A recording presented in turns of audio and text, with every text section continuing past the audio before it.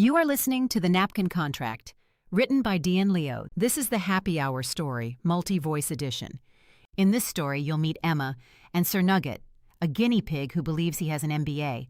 Or he might actually have an MBA, depends on who you talk to. Emma has been running for years. New names, new towns, no trace. All she needs is one ancient document from a restricted library archive, and she's gone.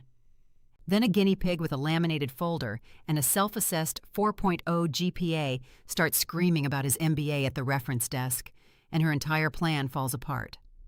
Sir Nugget is 8 inches tall, armed with a green crayon, and absolutely certain that a napkin is a legally binding contract. He's also the only creature in that library who noticed what Emma was really doing. And he didn't ask why. She has the hands, he has the plan. Together, they're about to commit a heist in the library, turn down Harvard, and start a flower business that's going to change everything. This story is original, written specifically for you. Created on demand for this channel's audience because you asked for romances with unique twists, genuine emotion, stories with alphas who fall hard, heroines who fight back, and animal companions with way too much personality. Liking, commenting, and subscribing will help other romance lovers find their next obsession, so spread the word. This story has a free bonus chapter, a continuation into the main romance, and a lot of bonus material that you can find at happynovels.com. Now, let's begin. Chapter 1. The Library. Third time. Emma stood at the bottom of the Ashworth University library steps and counted her breaths the way Elder May had taught her. In for 4, hold for 4, out for 4. Repeat until you stop wanting to run or until you actually run, whichever comes first. Thursday. It had to be Thursday because the Monday librarian had flagged her community card as suspicious, which it was, but she didn't need that energy. The Wednesday librarian had asked for a second form of ID, which Emma did not have, because her second form of ID listed a dead woman's name, and that tended to raise follow-up questions. But the Thursday librarian was new, 3 weeks on the job. Emma had watched her through the window twice already. Young, overwhelmed, the kind of person who stamped cards and forgot faces because she was too busy trying to remember where the printer paper was stored. Thursday was the window.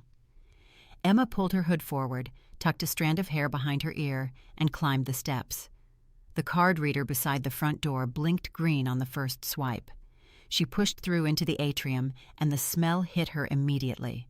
Old paper, lemon polish, and the faint copper tang that bled up from the supernatural archives in the basement. The dual archive. Human texts upstairs, supernatural texts below. A civilized arrangement, as long as nobody asked too many questions about what below actually contained. Emma didn't need upstairs.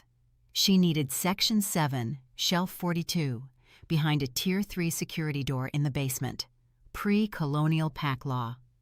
Somewhere in those crumbling texts was a challenge protocol, the specific clause that Alpha Reeves had violated years ago and then laughed at her when her parents died. He'd used pack law against her family. She would find the flaw in that law and bury him with it. But Tier 3 required pack-affiliated ID with verified identity. Scanning that would ping her real name across every supernatural registry in the country. Alpha Reeves would know she was alive by dinner time, so she wasn't going to scan. She was going to tailgate. Emma chose the reading table closest to the basement entrance, a heavy oak door with a card reader and a small sign that read, Dual Archive, Authorized Access Only. She spread a notebook and 2 textbooks across the surface, arranged herself into the shape of a post-grad student with a deadline, and waited. The basement door opened roughly every 20 minutes. Researchers going in, researchers coming out. The door's hydraulic arm held it open for exactly 4 seconds before it closed. 4 seconds was enough. If she timed it right, if nobody was watching, if she moved during the gap between one person exiting and the door swinging shut. She'd done her homework. She knew the traffic patterns. She knew the sight lines. 2 p.m., a vampire in a tweed jacket emerged from the basement with an armful of scrolls. The door swung open. 4 seconds. Emma shifted in her seat, calculating the angle. I demand to speak with a supervisor. The voice detonated across the reading room like a grenade in a monastery. Every head turned, Emma's included, which she regretted instantly because the Thursday librarian, the new one, the overwhelmed one, the only one who hadn't seen Emma's face, also turned, and her eye line swept directly across Emma's table on the way to the source of the noise. A guinea pig stood on the front counter, brown and white, roughly the size of a bread roll, a laminated folder twice his body length tucked under one arm. He had planted himself on top of the returns pile with the posture of a general addressing troops from a hilltop, except the hilltop was a stack of overdue cookbooks. Last week, I had full access to the computer lab. Full, unrestricted. I walked in, I used the dictation terminal, I walked out. Nobody complained, nobody called security. The system worked. The policy changed on Monday.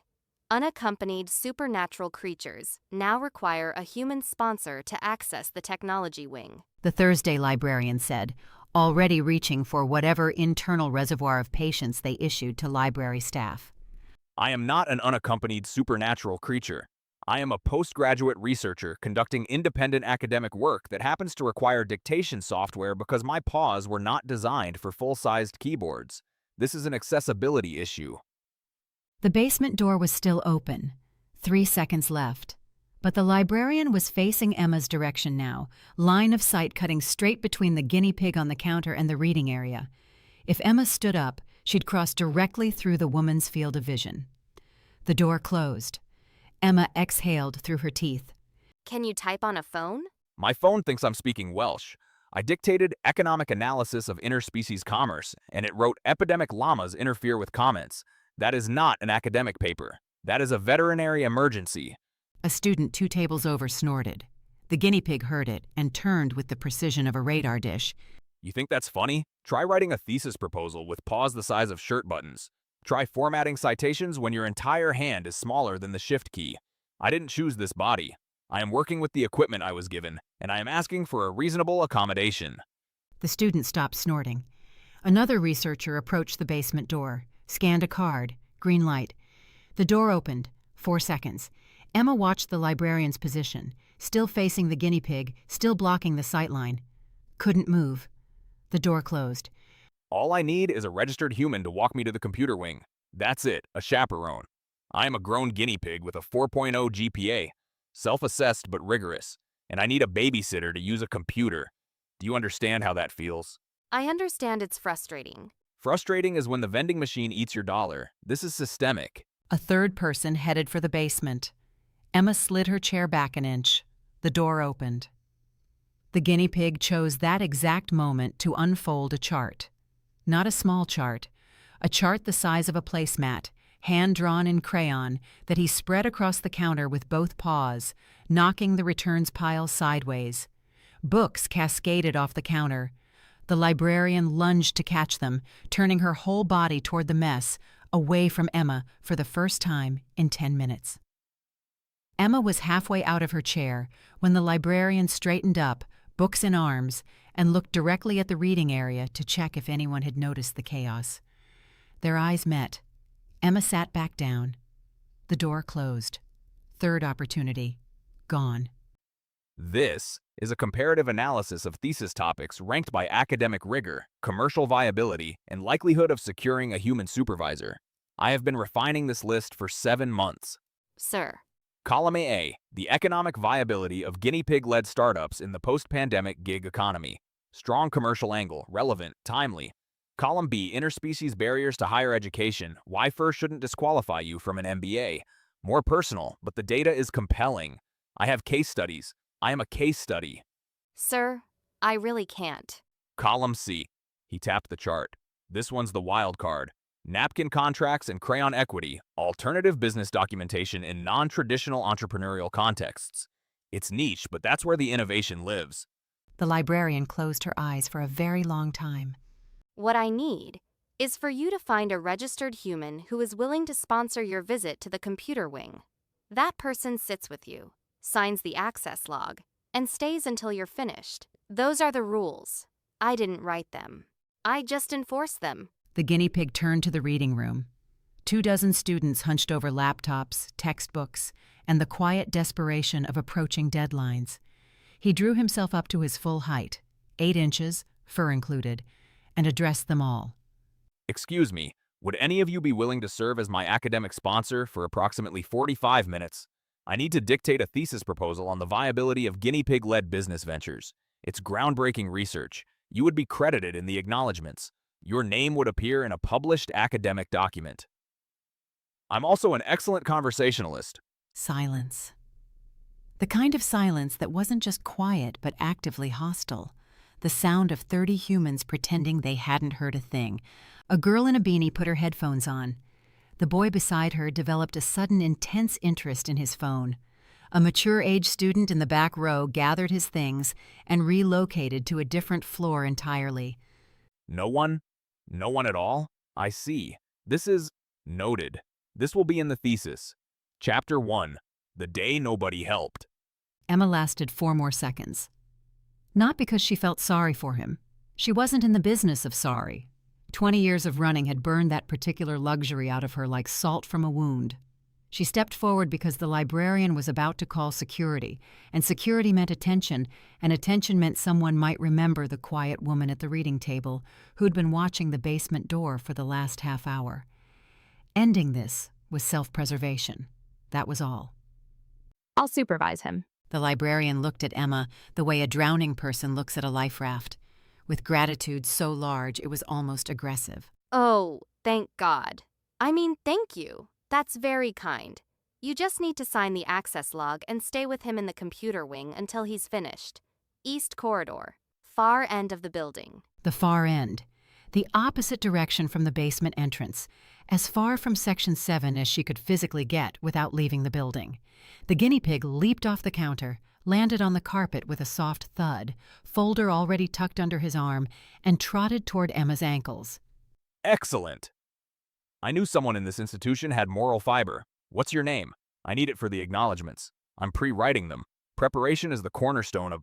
Emma, and I need to pack up my things first. She walked back to the reading table. Notebook, textbooks, the careful camouflage of a student she'd never been. She slid them into her bag while the guinea pig stood beside her chair, vibrating with the energy of someone who had just won a battle and was already planning the next war. Sir Nugget, MBA, Wellington Institute of Business, summa cum laude. The Wellington Institute is a YouTube channel. It is an accredited institution that utilizes YouTube as a distribution platform. The accreditation is pending, but the education is complete. I graduated top of my class. He fell into step beside her as she walked toward the east corridor, his tiny legs working triple time to match her stride. How many were in your class? Class size is irrelevant to academic achievement. How many? 1, but I was outstanding. The computer wing was a long, bright room lined with terminals. Emma signed the access log with her fake name, settled Sir Nugget at a dictation station, and adjusted the microphone to guinea pig height, which required stacking 3 reference books under him and angling the mic downward until it nearly touched his whiskers. Testing. The economic viability of guinea pig-led startups in the post-pandemic gig economy. Paragraph 1. Sir Nugget paused, watching the screen. The dictation software processed his words with minor hiccups. Guinea pig rendered correctly. Startups autocorrected to star cups, which he demanded Emma fix manually. This is a 2-person operation. I dictate, you correct. See? Synergy. This is babysitting. Babysitting implies I am a baby. I have a degree. While he dictated, loudly, passionately with footnotes, Emma watched the clock. 45 minutes. Then she could sign him out, walk back to the main atrium, and figure out another approach to the basement. So, your MBA. You already have the online one. Why do you need a real university to sign off? Because the online one isn't enough. I need credibility. I need a platform. I need people to take me seriously when I say things. The MBA is the fastest path to that. Take you seriously about what? About things. Business things. Strategy things. The proposal, please. We're burning dictation time. He didn't want to explain. Emma filed that away. You smell like 4 different bus lines. Highway diesel, municipal transit, long-haul coach, specifically the kind that runs overnight routes with the broken air conditioning, and something local, the number 7, if I'm not mistaken, which stops at the bus depot on Carver Street. That's a lot of buses for someone doing library research. I commute. From where? You'd have to live in 4 different cities to collect that particular combination of public transport cent, which means you're not commuting, you're moving, frequently, without a car, which means without money, which means whatever you're running from is expensive enough to keep you poor. Also, your jacket has a tag from a 24-hour laundromat in Bridgeton, which is 6 hours north. You were there within the last 48 hours. And your boots have red clay on the left heel, which is coastal soil. You came from the coast to Bridgeton to here in 2 days. That's not commuting, Emma. That's a getaway route. The computer wing hummed. Fluorescent lights buzzed overhead. 2 students at the far end typed in unison, keys clicking like quiet applause. Are you finished? I'm rarely finished, but I'll pause. I'm not going to ask what you're running from. That's your proprietary information. I respect confidentiality. It's a core business ethic. They worked in silence for another 20 minutes. Sir Nugget dictated. Emma corrected. His proposal was actually structured. Introduction, literature review, methodology. The content was absurd, but the framework was sound. Someone had taught this guinea pig how to build an argument, even if the argument was that rodents deserved corner offices. Emma checked the clock. Session over. She signed him out, gathered her bag, and walked back toward the main atrium with Sir Nugget trotting at her heels. The basement door came into view. Emma slowed. If she could get back to her reading table, wait for the right moment. She moved What? the librarian. While we were in the computer wing, she repositioned her desk. The returns cart is on the other side now, which means she's facing the basement entrance directly. You'd have to walk through her line of sight to get within 10 feet of that door. Whatever you were planning to do with that door, it's not happening today. I'm observant. It's a transferable skill. Also, next time, check out some actual research books before you sit down. You're supposed to be a postgrad student, but the only things in your bag are a blank notebook and The Complete Idiot's Guide to Ferret Ownership and Bread Making for Beginners. Very convincing academic cover, Emma. She looked down. He was right. She'd grabbed whatever was closest to the reading table when she'd staged her camouflage. Ferrets and bread. Those were research adjacent. Research adjacent to what? Opening a bakery for weasels? Next Thursday, I'm curating your reading list.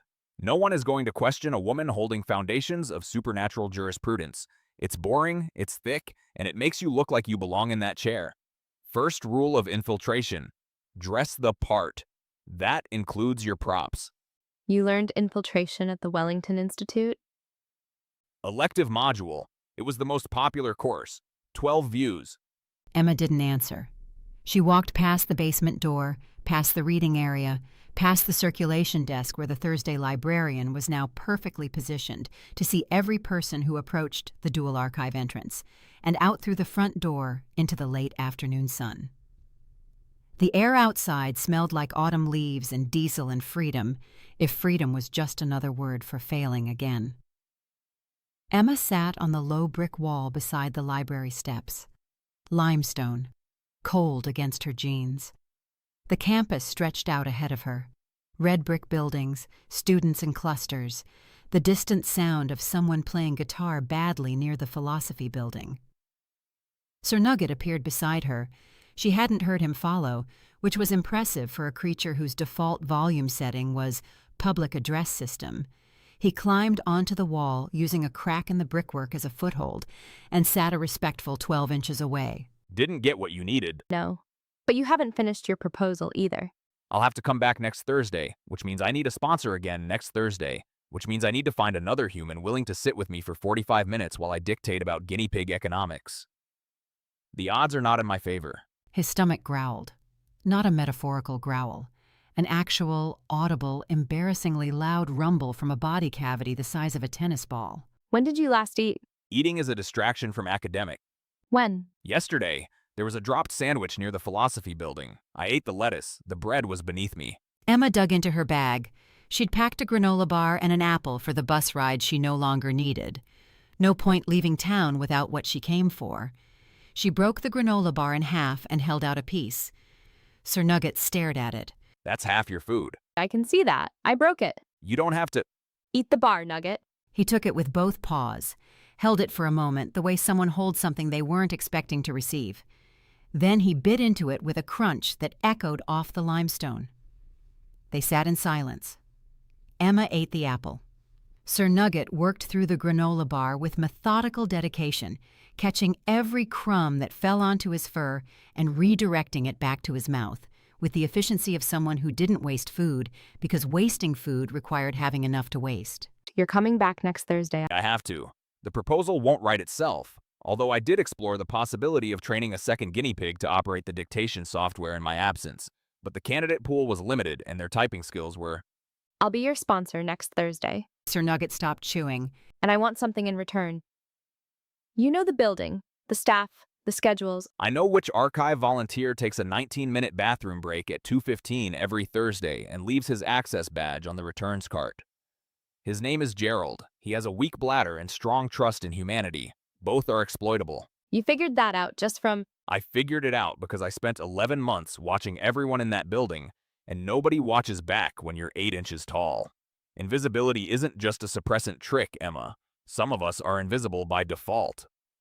I also know that the Thursday librarian takes her break at 2:30, which gives you a 15-minute overlap where Gerald is in the bathroom and the front desk is unmanned. 15 minutes. Section 7, was it? How do you know it's Section 7? You sat at the table closest to the basement entrance. You looked at the door every 90 seconds, and when that vampire came out with the scrolls, you leaned forward like the door was pulling you in. Whatever you want is down there, and it's behind a clearance you don't have. I won't ask why. Your business is your business. He pulled a napkin from his folder, produced a green crayon, and wrote, in surprisingly legible block letters, Strategic Alliance. You sponsor me in the computer wing on Thursday. I map your path to Section 7, timeline, sightlines, badge access, Gerald's bladder schedule, everything you need. Deal? Emma looked at the napkin, then at the guinea pig, 8 inches tall, crayon in paw, granola crumbs on his chin, offering her the only thing he had, 11 months of watching from a height nobody took seriously. I'll think about it. How long? Overnight. That's an eternity in business terms. That's my offer. Sir Nugget capped the crayon, folded the napkin once, twice, 3 times, and held it out to her. Take it. Sleep on it. But Emma, I don't have anyone else to ask. She took the napkin and put it in her jacket pocket. Good night, Nugget. Good night, Emma. I hope your hotel has hot water. You smell like you need it. Charming. I've been told. He hopped off the wall, landed on the pavement with a soft pat, and waddled into the gathering dusk. His folder caught the last of the afternoon light. His tiny silhouette grew smaller against the campus lawn until he disappeared around the corner of the philosophy building, where someone was still playing guitar badly and showed no signs of stopping. Emma sat on the limestone wall until the sun went down. Then she walked to her hotel, locked the door, spread the napkin on the bedside table, and stared at it for a long time. Strategic Alliance. 2 columns. Green crayon. She fell asleep with the light on. A sound woke her. Not a loud sound, a small sound, a polite sound, which was suspicious, because politeness at... She checked the clock. 6:14 in the morning was never genuine. Tap, tap, tap. Emma rolled out of bed, hand already reaching for her bag, body calculating the distance to the door and the fire escape beyond it. 20 years of running made your mornings very specific. Tap, tap. The sound was coming from the window. She crossed the room, pulled back the curtain. Sir Nugget sat on the windowsill, 2 stories up, fur slightly damp with morning dew, folder tucked under one arm, one paw raised mid-knock against the glass. Good morning. I brought my counteroffer. How did you get up here? Drain pipe. It was harrowing. I don't want to talk about it. Can I come in? The pigeon on the 3rd floor is giving me a look, and I don't think it's friendly. He held up a fresh napkin. Same green crayon. New terms. Emma opened the window. She was going to regret this. She was already sure of it. Chapter 2. The Heist. Thursday. Emma stood at the bottom of the Ashworth University Library steps for the 4th time, but this time she had a plan, a schedule, and an 8-inch operations manager sitting on her shoulder eating a raisin. Stop fidgeting. You look suspicious. I look like a woman with a guinea pig on her shoulder. That's already suspicious. That's distinctive. Suspicious is when you keep checking your watch, which you've done 4 times since we left the bus stop. Let's review. He swallowed the raisin and pulled a folded napkin from his folder. This one was covered in what appeared to be a floor plan drawn in blue crayon, complete with arrows, timestamps, and a small skull and crossbones labeled Gerald. We've reviewed 3 times. On the bus. Repetition is the foundation of operational excellence, page 12 of my Wellington coursework. 213, we enter. You sign me into the computer wing as usual. The Thursday librarian sees us. Routine. Expected. Nothing to flag. 213, got it. 215, Gerald begins his bathroom break. 19 minutes. He leaves his Tier 3 badge on the returns cart because he trusts the universe, and the universe is about to betray him. Don't call it betrayal. We're borrowing. We're strategically redistributing access. 217, the Thursday librarian starts her pre-break routine. She organizes the desk, checks the queue, locks the register. She leaves for break at 2:30. That gives you 13 minutes where Gerald's badge is unattended and no one is watching the basement entrance. 13 minutes. 13 minutes for you to walk to the returns cart, take Gerald's badge, scan into the basement, find section 7, shelf 42, photograph what you need, return to the basement door, scan out, replace the badge on the cart, and walk back to the computer wing, where I will be dictating my proposal at a volume calibrated to provide auditory cover for any unusual activity in the building. You're going to be louder than usual? I'm going to be strategically audible. There's a difference. Any questions? What if Gerald comes back early? He won't. I've tracked his Thursday pattern for 11 months. 19 minutes. Never 18. Never 20. Gerald is the most reliable bladder in academic history. What if someone else sees me in the basement?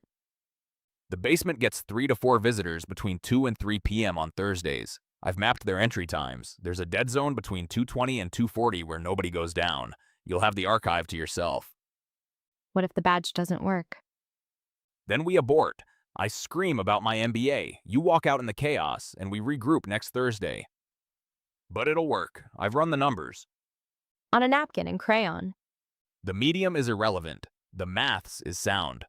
The library's front door opened ahead of them. A student walked out, earbuds in, oblivious. The autumn air carried the smell of old paper through the gap. Emma climbed the steps. 213, card reader, green light. The Thursday librarian looked up from the circulation desk, and her shoulders dropped 3 inches with relief. Oh, you're back. With your, Research associate. He needs the computer wing again, same as last week. Of course. Thank you. You're a saint. The librarian slid the access log across the counter. She's a strategic partner, but the sentiment is appreciated. Emma signed the log. Same fake name, same routine. She walked Sir Nugget to the computer wing at the far end of the east corridor, settled him at the dictation station, stacked the reference books, angled the microphone. 214. Start your proposal. I'm not doing the proposal today. Today isn't about me. Today is about you. I'm going to sit here and dictate very loudly about guinea pig economics while you go get what you came for. If anyone asks where my sponsor is, I'll say you went to the bathroom. If they push, I'll create a distraction. You've been fighting for this proposal for 11 months. This is your chance to finish it. I can finish the proposal any Thursday. You've been fighting for whatever's in that basement a lot longer than 11 months. Go, Emma. I'll be here. 215. Somewhere in the building, Gerald's bladder made its daily announcement. Emma walked out of the computer wing. The east corridor stretched ahead of her. Long, bright, the squeak of her boots on linoleum, the only sound. At the far end, the main atrium opened up.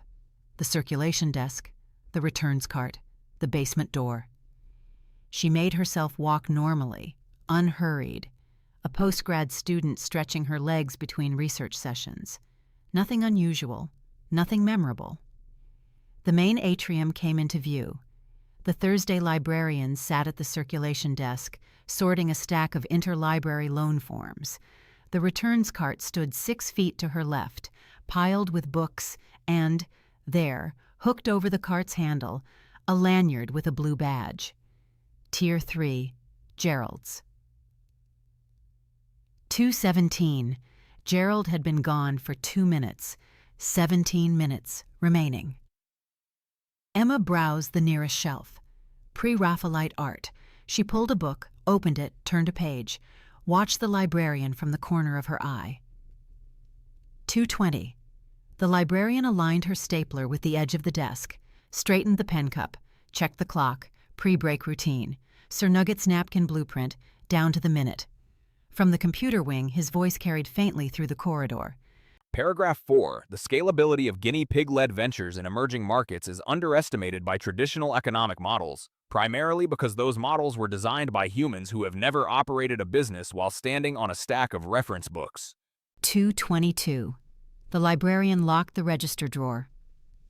2:25. She stood, picked up her bag, and walked toward the staff room at the back of the building. The circulation desk was empty. Emma counted to 10. No one in the atrium, no one approaching from the corridors. The returns cart sat unguarded, Gerald's badge swinging gently on its lanyard. She walked to the cart, pulled the badge off the handle in one smooth motion, kept walking, didn't stop, didn't look back. The basement door. She pressed Gerald's badge to the scanner. Green light. The lock clicked, and Emma pushed through into the stairwell, the heavy door sealing shut behind her with a soft hiss. Cold air, copper taste, dim light, the particular hush of a place that stored things older than the building above it. Down the stairs, 2 flights. The dual archive opened around her. Low ceilings, rows of shelves disappearing into shadow, the faint electric hum of climate control keeping centuries-old texts from crumbling to dust. Section 1, Section 2. She moved quickly, boots silent on the stone floor. Section 5, Section 6, Section 7. A second door, a second scanner. Gerald's badge, green. Emma stepped through into a narrow corridor lined with shelves that reached the ceiling. The air was different here, drier, warmer, carrying a faint scent of leather and something else, something that prickled the suppressant charm on her wrist. Old wolf magic, preserved in ink. Shelf 42. Her fingers ran along cracked spines. Territorial rights of the northern clans, blood oaths and binding agreements, pack governance, consolidated statutes, pre-colonial era. There. Challenge protocols and the rights of the accused. A complete legal compendium. She pulled it from the shelf. The leather was warm under her fingertips, almost alive, heavy. The pages inside were thin as onion skin, covered in handwritten script that had faded from black to rust over centuries. Emma opened to the index, ran her finger down the entries. Challenge by minor. See Section 14. Challenge to sitting alpha. See Section 22. Rights of the accused, following pack tribunal. See Section 31. Expulsion, grounds, process, and appeal. See Section 38. She turned to Section 38, hands trembling. 20 years. 20 years of running, and the answer was here, in a book that smelled like leather and old magic, in a basement nobody visited on Thursday afternoons. Her phone came out. Camera app. She photographed the first page, second, third, turned carefully, photographing every page of Section 38, then Section 22, then Section 14, then every cross-reference she could find. 12 pages. 14, 18. From somewhere above, muffled by 2 flights of stairs and a fireproof door, Sir Nugget's voice echoed faintly. The global hay market alone represents a $700 million opportunity that guinea pigs are uniquely positioned to disrupt. Emma almost smiled. 22 pages photographed. She checked the clock on her phone. 2:31. She'd been down here for 6 minutes. 7 minutes left before Gerald returned. She photographed 3 more sections, anything that referenced challenge law, expulsion rights, pack authority. Her phone's camera clicked and clicked and clicked, each sound a small detonation in the silence of the archive. 2:33. Enough. She had what she needed, or at least she had everything Section 7 could give her. Emma slid the book back onto shelf 42, pressed it flush with its neighbors, and walked out. Section 7 door, Gerald's badge, green light, through, back through the archive, up the stairs, 2 flights, the basement door at the top. She pressed the badge to the scanner. Green. Pushed through. The main atrium was still empty, the circulation desk unmanned, the returns cart exactly where she'd left it. Emma hooked Gerald's badge back onto the cart handle. Same position, same angle. She kept walking, didn't stop, didn't look back, and turned into the east corridor toward the computer wing. Her heart hammered against her ribs like it was trying to leave without her. Furthermore, the institutional bias against non-human entrepreneurs is not merely an ethical failing but a market inefficiency that… He spotted her in the doorway and broke off mid-sentence. Oh, hello. Bathroom break? Bathroom break. Long one. Bad sushi. At a university? Brave woman. Now, where was I? Market inefficiency. Right. 2:36. Gerald's bathroom break had 2 minutes remaining. The badge was back. The librarian wasn't at the desk yet. Nobody had seen a thing. Emma sat down at the terminal beside Sir Nugget, opened a random browser window to look busy, and let out a breath she'd been holding for approximately 7 minutes. Her phone sat heavy in her jacket pocket, 25 pages of ancient pack law, 20 years of running, and the answer was in her pocket. Did you get it? I got it. Good. As I was saying, the hay futures market. Nugget. He stopped. Thank you. Sir Nugget's whiskers twitched. He straightened his fur, adjusted his position on the reference books, and cleared his throat with the careful dignity of someone processing a compliment they hadn't prepared remarks for. You're welcome. Now, can we discuss my proposal? Because I've been improvising about hay futures for 20 minutes and I've run out of data. The hotel room looked worse in daylight. Stained ceiling, thin curtains, the permanent smell of industrial cleaner, and someone else's regret. But it had a bed, a desk, and a lamp, and right now, that was all Emma needed. 25 pages of pre-colonial pack law glowing on her phone screen, each one a window into a legal system that had governed wolves for centuries before human courts existed. Sir Nugget sat on the desk beside her phone, reading each page as she swiped. His folder lay open, a fresh napkin and green crayon ready for notes. He hadn't said a word since they left the library, which was either a sign of deep focus or an incoming medical emergency. Section 38, Emma read, zooming in. Expulsion, grounds, process, and appeal. She read and read and read. The suppressant charm on her wrist hummed its steady rhythm. The lamp buzzed. Sir Nugget turned a page of his own notes, a napkin covered in tiny, meticulous annotations. Emma, I see it. the alpha's right to expel. Is absolute. Section 38, Clause 4. A sitting alpha may expel any pack member who issues formal challenge and fails. Expulsion is immediate, non-negotiable, and extends to the challenger's bloodline, parents, siblings, children. That's medieval. It's pre-colonial, it's older than medieval. Section 22 confirms it.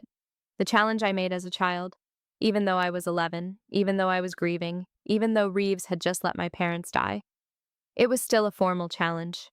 I drew his blood in front of witnesses. That's all the law requires. So the expulsion was legal. The expulsion was legal. He didn't break the law. He used it. Exactly the way it was written, exactly the way it was designed. To protect sitting alphas from anyone who dares question them. The room went quiet. The television next door murmured. A car horn sounded on the street below. There's nothing in those pages that gives me a claim. No flaw, no loophole, no violated protocol. Reeves followed the law to the letter when he expelled me. When he laughed at an 11-year-old girl standing over her parents' bodies and told her to play with dolls. All of that, legal. Sir Nugget was quiet for a long time. He sat on the desk with his paws folded, staring at the dark phone screen with the particular stillness of someone thinking very hard and choosing very carefully what to say. Section 14. Challenge by minor. You photographed it. I read it.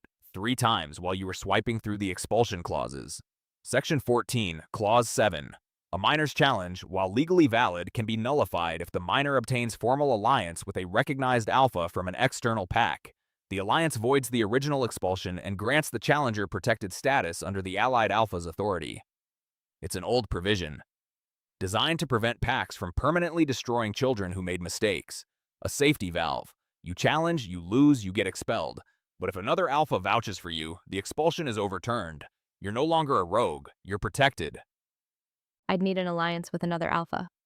A formal alliance, recognized under pack law, documented and witnessed. Nugget, I've been a loner for 20 years. I don't know any alphas. I've spent my entire adult life making sure no alpha knows I exist. Which is why you need a strategy. You need allies, Emma. Powerful ones. Alphas from established packs who have reason to challenge Reeves's authority or who would benefit from an alliance with someone of your bloodline. My bloodline is extinct. Officially, I'm dead. Officially, I have an MBA from a YouTube channel. Official records can be corrected. Your parents were senior wolves. Powerful. That power doesn't just disappear because Reeves said so. You carry it. And there are alphas out there who'd recognize that. Alphas who've been looking for exactly the kind of leverage you represent. You're talking about pack politics. I'm talking about business. Finding partners. Identifying mutual interests. Negotiating terms. This is what I'm good at, Emma. Not the hay futures, not the guinea pig startups. This. Understanding what people need and connecting them to people who have it. Emma looked at the napkin, then at the photographs on her phone. 25 pages of law that had crushed her, and one clause, buried in Section 14, that Sir Nugget had found while she was too busy drowning in the bad news to look for the lifeboat. You really read Section 14 3 times? While I was panicking. You weren't panicking. You were processing. I was reading. Division of labor, synergy. I can help you build this alliance. I know how to research packs, map power structures, identify who's vulnerable to approach. I've spent 11 months studying institutional systems from the ground floor. Literally, the ground floor. And I know how organizations work, even wolf ones. Emma leaned back in her chair. The ceiling stain looked like a map of a country she'd never visit. Why? I told you, I need credibility. I need a platform. I need people to take me seriously. Helping a rogue wolf build a political alliance with established packs is the kind of project that gets attention. The kind of attention that reaches people. That flicker again, the same one from the library. Quick, sharp, gone. What people, Nugget? The right people. We can discuss the specifics later. Emma watched him. 8 inches of fur and ambition, sitting on a hotel desk in a room that smelled like bleach, holding a green crayon like it was a weapon. He was hiding something. She was sure of it now.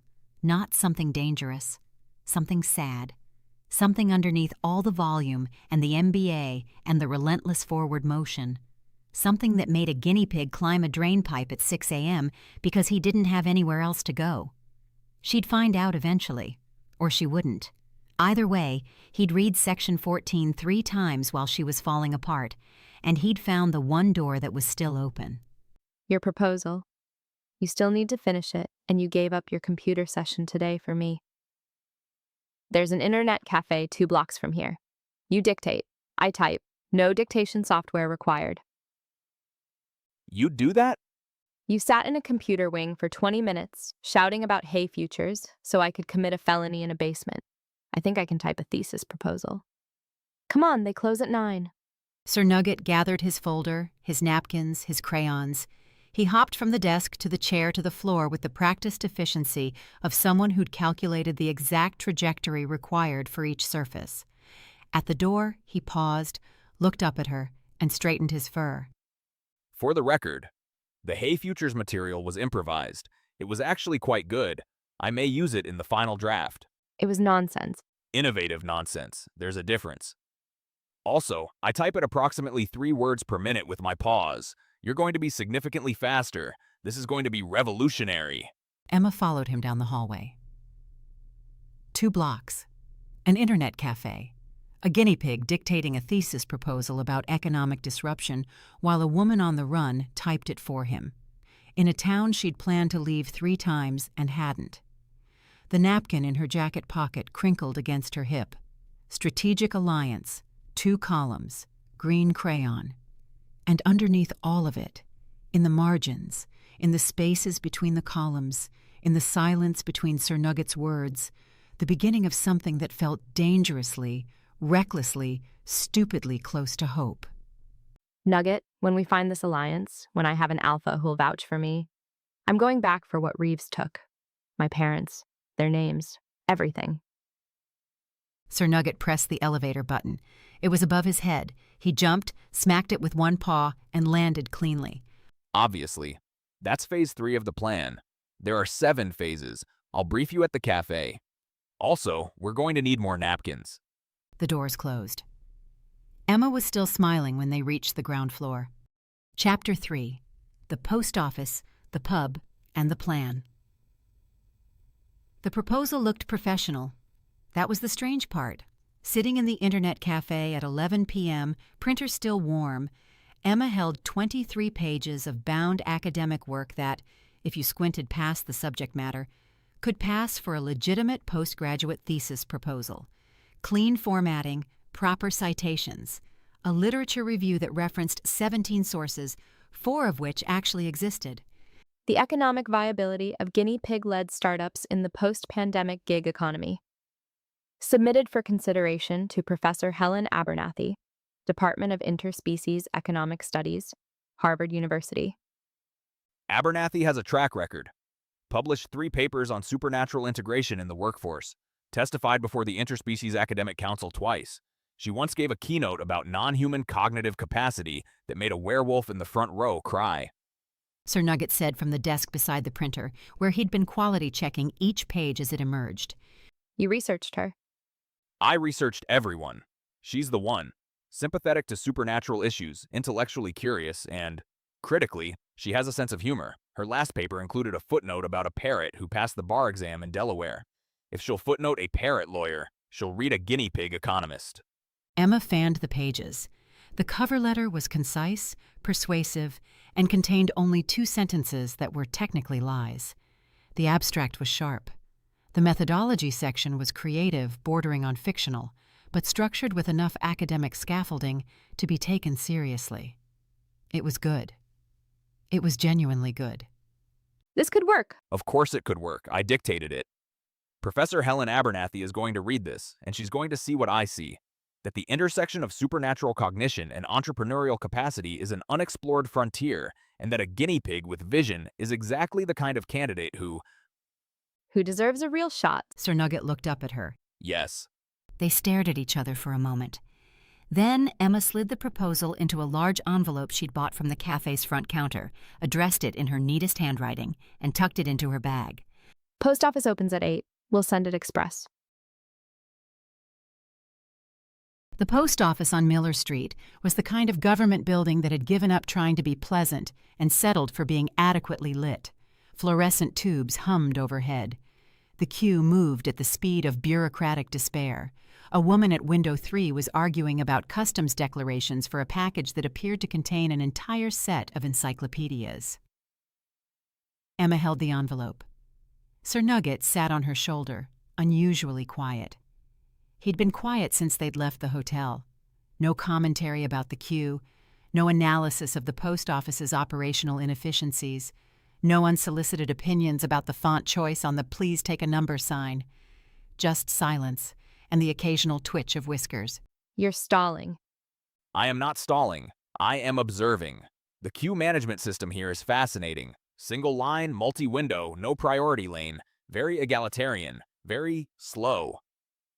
You've been observing for 12 minutes. You haven't said one word about the proposal. The proposal speaks for itself. Nugget? He rearranged his folder on her shoulder, straightened a tab that didn't need straightening. We could submit this electronically. You know that Professor Abernathy's department accepts email submissions. It says so on their website. I checked last night. I know. So why are we standing in a post office queue with a physical envelope? Sir Nugget didn't answer immediately. He watched the woman at window 3 gesture emphatically at her encyclopedias. He watched the clerk stamp something with the particular violence of someone who had stamped too many things in one lifetime. Because I wanted to hold it. Emma turned her head slightly. He was sitting very still on her shoulder, tiny paws wrapped around the edge of his folder, staring at the envelope in her hands.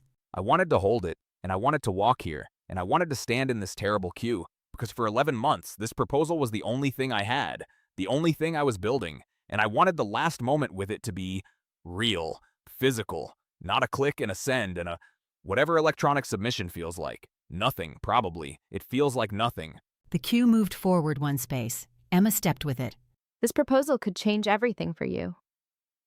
Abernathy could say yes. You could have a real supervisor, a real MBA, Harvard. I know. You'd be the first guinea pig in history to... I know. And I don't want to submit it. He took a breath. His whole body expanded and contracted, fur rippling. Emma stopped walking. The person behind her in the queue made an irritated noise. She didn't move. Emma, I spent 11 months chasing this. The library, the computer wing, the professors who laughed, the security guards who blocked me. Every single day, I told myself, get the MBA, get the platform, get heard, and now it's done. It's in your hands. It's good. Abernathy would probably say yes. And I don't want it. Why? Because a Harvard MBA makes me a professional academic. It puts me in a system. Seminars, publications, peer review, faculty meetings, years of it. Years inside a building, writing papers that 12 people read, attending conferences where everyone calls me fascinating and then forgets my name by the coffee break. That's not what I need, Emma. What do you need? I need to be loud. I need to build something that people can't ignore. Not 12 academics in a seminar. Everyone. A business. A brand. Something with reach. There's someone out there. Someone I need to reach. And a Harvard thesis committee isn't going to get me there. But a business might. A real one. Something with visibility. Something with a platform. Emma watched his face. The whiskers were still. The black eyes were steady. Underneath the fur and the bluster and the crayon charts, something sat very quietly. Something that looked like the kind of loneliness that doesn't go away when the room fills up. Who do you need to reach? Sir Nugget looked away, stared at the fluorescent lights for a long moment. That's a story for another day. Maybe one day, when we're not standing in a government building that smells like envelope glue and disappointment, I'll tell you. But today I want to talk about what comes next. What comes next? Us. Our alliance, not the library kind, the real kind. I don't want a thesis supervisor, Emma. I want a business partner. Someone who builds something with me. Something meaningful. Something that grows. And when it's big enough, when the audience is big enough, when enough people are paying attention, the right person will hear me. He pulled a fresh napkin from his folder, green crayon. Emma almost laughed. The queue moved. Emma didn't. You climbed a drain pipe for this? I climbed a drain pipe for you. This is just the logical next step. He capped the crayon and held out the napkin. This one didn't say strategic alliance. It said partners. Just that. One word. Green crayon. A guinea pig's handwriting. Emma looked at the envelope in her hands. 23 pages. 11 months of work. A legitimate shot at something no guinea pig had ever achieved. And he was choosing her over all of it. You're sure? I've never been sure about anything in my life. That's never stopped me before. Emma stepped out of the queue. The person behind her surged forward with visible relief. She walked to the bench by the window, sat down, and placed the envelope beside her. We keep this. We don't destroy it. If you change your mind... I won't. If you change your mind, Abernathy gets it in the mail and you get your shot. Deal? Sir Nugget hopped from her shoulder to the bench, extended one paw. Deal. She shook it. His grip was firm and warm and exactly the size of her thumbnail. Now, about this business, I have ideas. 40 miles east, in a part of the city where the buildings got taller and the cars got quieter, Stellan Ward sat in a pub and tried to remember why he'd agreed to this. The Crooked Fox was the kind of establishment that hadn't changed its menu since 1987 and considered that a selling point. Sticky floors, a jukebox that only played songs about heartbreak, pint glasses so thick you could use them as doorstops. It smelled like hops, wood polish, and the accumulated bad decisions of 3 decades worth of Thursday night regulars. You're making a face. I'm not making a face.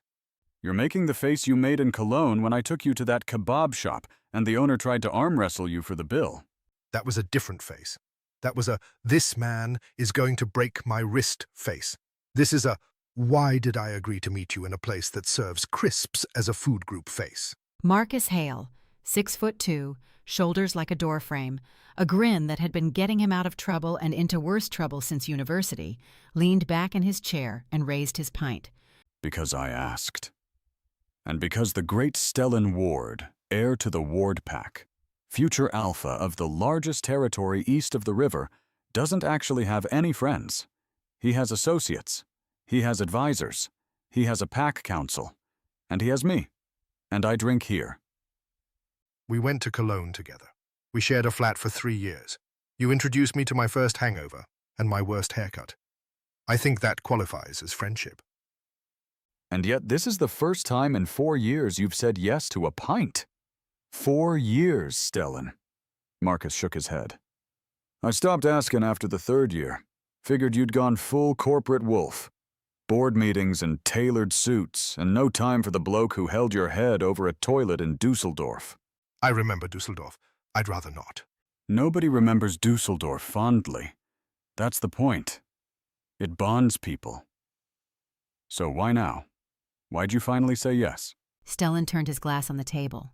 The beer was terrible. Flat, warm, and the color of something you'd find in a puddle. He drank it anyway because Marcus was watching, and Marcus had always been able to tell when he was performing. The Pack Council held a session last week. About my future. Specifically my romantic future. They've compiled a list of candidates for a mate. Marcus choked on his beer. Actual beer came out of his nose, which he mopped with a napkin while laughing so hard the table shook. A list? They made you a menu? 12 names, ranked by bloodline compatibility, territorial advantage, and, I'm quoting the council secretary here, likelihood of producing an heir within the first 18 months. 18 months?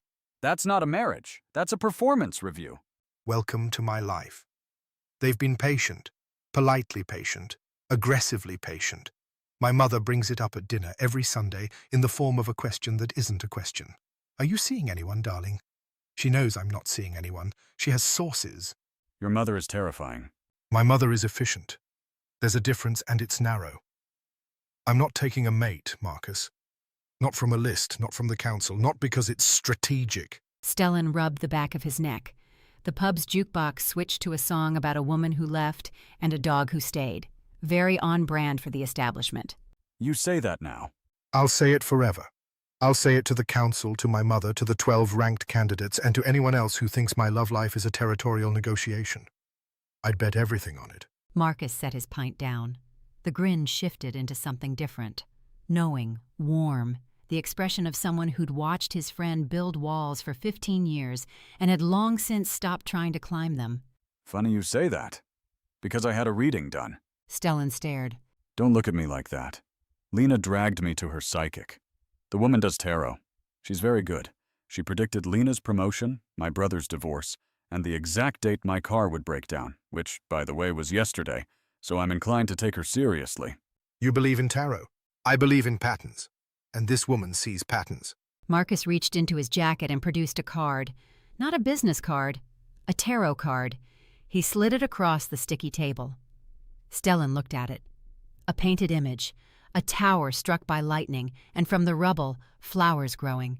Wildflowers. Climbing out of the destruction like they hadn't read the memo about the world ending. She pulled this for you. Specifically for you. I didn't ask about you. I asked about my life. And she stopped, pulled this card, and said, "This isn't yours. This is for the friend. The one who doesn't believe. Tell him his mate will come through flowers. And he won't see it coming." That's not how tarot works. How would you know?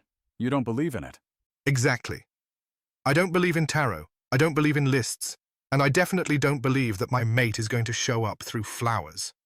I'm going to be the first Ward Alpha in 6 generations who doesn't take a mate, and the pack is going to survive anyway, and the council is going to learn that leadership doesn't require a romantic subplot. Marcus picked up the tarot card and tucked it back into his jacket. I'll hold on to this for when you're wrong. I won't be wrong. You were wrong about Dusseldorf. Everyone was wrong about Dusseldorf. That's not the same thing. Marcus grinned. Stellan almost smiled back, which was as close to joy as he typically allowed in public. Another round? The beer is awful. That's why they invented a second pint, to forget the first one. He waved at the bartender. 2 more. And crisps. The man needs crisps. I don't need crisps. Everyone needs crisps, Stellan. That's the human condition. The jukebox played on. The pub hummed with the low-frequency warmth of people who'd chosen to be in each other's company on a weeknight for no reason other than it felt right. Stellan Ward, heir, future alpha, the man who didn't believe in mates or tarot or terrible beer, sat in a sticky booth and let himself, for one evening, be just a man having a pint with his oldest friend. He didn't think about flowers. Not once. Flowers. They were back in Emma's hotel room. The proposal envelope sat on the bedside table next to the folded napkin. The window was open, at Sir Nugget's insistence, in case he needed a rapid exit via drainpipe, which Emma chose not to argue with. The business. It has to be flowers. Because I like flowers. Because you don't just like flowers, you understand them. I watched you at the cafe yesterday. You rearranged the owner's counter display while he was making our coffee. You moved 3 plants, adjusted the angle of a succulent, and replaced a dead fern with a napkin holder and a sprig of something you pulled from your pocket. The man's cafe looked 30% more expensive in under 2 minutes. You didn't even know you were doing it. It was a reflex. It was a skill. A rare, monetizable, commercially viable skill. You see space and you fill it with beauty. That's not a hobby, Emma. That's a business model. Emma pulled up her laptop, the cafe's ancient loaner, which she'd negotiated an overnight rental for in exchange for fixing their website's broken contact form. A map of the region filled the screen. If we're doing this, we need a location, somewhere with foot traffic, residential density, and enough disposable income to support a specialty florist. Agreed. I've done preliminary research. The highest concentration of wealthy residential postcodes in this region is here. The Ward Estate District. Emma zoomed in on the real map. The Ward Estate. She'd heard of it. Everyone had. One of the oldest pack territories in the region. Gated communities, heritage mansions, the kind of neighborhood where the cars cost more than most people's houses, and the hedges were trimmed by staff who had staff. That's the wealthiest district in the state, Emma said. Rent alone would be Astronomical, I know, but the clientele is exactly what we need.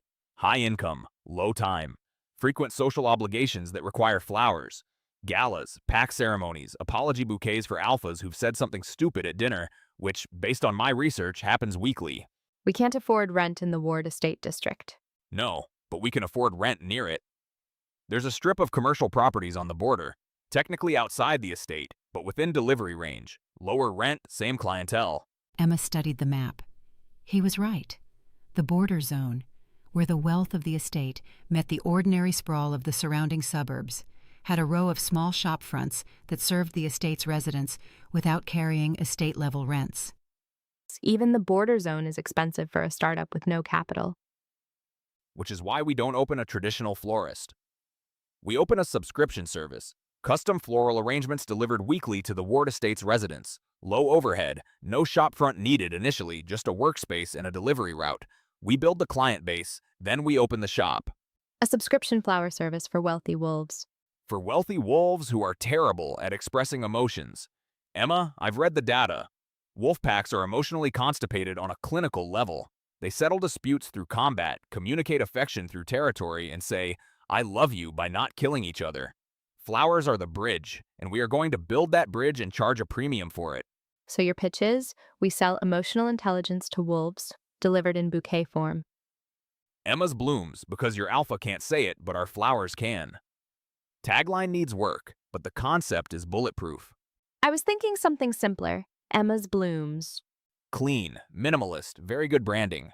We'll use the subscription revenue to secure the shopfront, 6 months. Maybe less if the apology bouquet market is as strong as I suspect. Emma looked at the map, the Ward Estate District. The wealthiest wolves in the region, living 40 miles from a post office where a guinea pig had just turned down Harvard. Their florists have staff. Their florists also have boring arrangements. Mass-produced, catalog-selected, zero personality. I looked up every florist within 10 miles of the estate. Generic, predictable. Nobody is offering what you do. Custom, personal, designed with the kind of instinct that rearranges a cafe counter in 90 seconds flat. You're not competing with them, Emma. You're replacing them. They just don't know it yet. This is insane. This is business. Insanity is just innovation that hasn't been funded yet.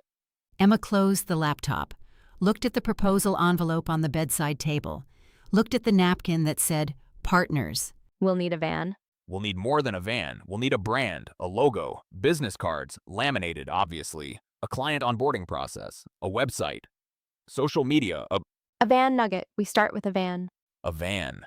Phase 1 of 7. He nodded, wrote van on a fresh napkin, underlined it twice, and added a star. I thought we were past the phases. We're never past the phases. The phases are eternal. We're going to build something, Emma. Something real. Something loud. He capped the crayon, tucked the napkin into his folder, and looked up at her with an expression that was somehow both completely ridiculous and completely sincere. I thought I was the one who wanted to be invisible. You were. Past tense. Invisible doesn't suit you. It never did. He patted her hand with one paw, the highest he could reach. The hotel room was quiet. The ceiling stain watched them from above. The window was open, letting in the sound of traffic and distant music, and a city that didn't know two strangers had just decided to become partners over a napkin and a crayon. Emma looked at the map one more time. The Ward Estate District. Somewhere in that gated world behind those hedges and those heritage walls, a future she couldn't imagine yet was waiting. She didn't know that a man named Stellan Ward was at that very moment pushing away a tarot card about flowers and ordering a second terrible beer. She didn't know his name, didn't know his face, didn't know that in 6 months a vintage bicycle and 1,000 wildflowers would crash them together in a collision that would change everything. All she knew was that for the first time in 20 years, she wasn't running, she was planting. And that's The Napkin Contract, written by D.N. Leo, narrated by the Multi-Voice production team. Thank you for spending this time with us. If you love Sir Nugget's squeak and his strong belief in the MBA, if you root for a strong lone wolf like Emma and want her to find her happy ending, press on. There is much more at happynovels.com. We have 2 exclusive bonuses for you, absolutely free. You can't find these anywhere else. First, what Sir Nugget does with an alliance of MBAs, and the second exclusive bonus, how he was recruited in the first place, and then the full romance. You heard about a certain alpha named Stellan Ward. You heard about a tarot card and flowers. You know Emma just opened a shop on the edge of his estate. What happens when her vintage bicycle crashes into his very expensive suit? What happens when Sir Nugget meets the most powerful alpha in the district and decides he's not impressed? That story is called Flowers Over the Moon, and it's waiting for you at happynovels.com. Even if you don't care for the romance, Sir Nugget's 2 exclusive bonuses are worth the trip. Again, thank you for listening. Until next time, stay cool and stay in love.